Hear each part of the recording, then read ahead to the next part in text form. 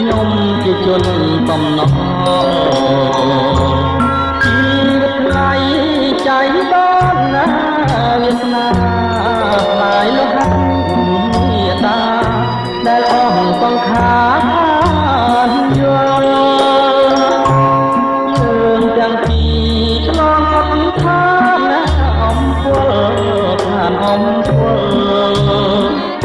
រួមវាសនាតាងឬពល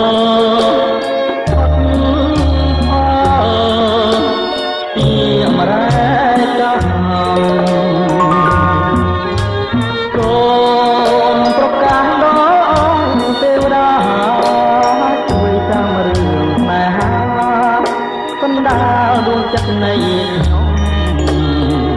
សូមឲ្យចិន្តានៃបុព្វាក្រពុំអបរួបរួមមនោរម្យព្រមជាគូវាសនាអបណ្ដាផ្លាជីវិតណាចុងក្រោយអូនកុំបន់ដោយឲ្យមានចិត្តប្រែកជួយអាណិតដល់ជីវិតណាកុំព្រាកុំព្រាជួយបងថកណាពុំងាររួមរស់ជាគ្នាជោគរីអង្គថា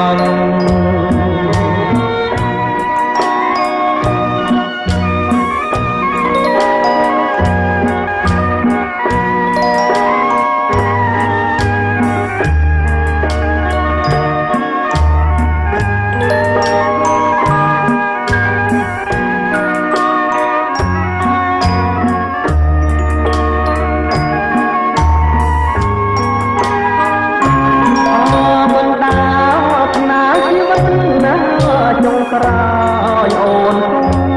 បន់ដោយឲ្យមានចិត្ត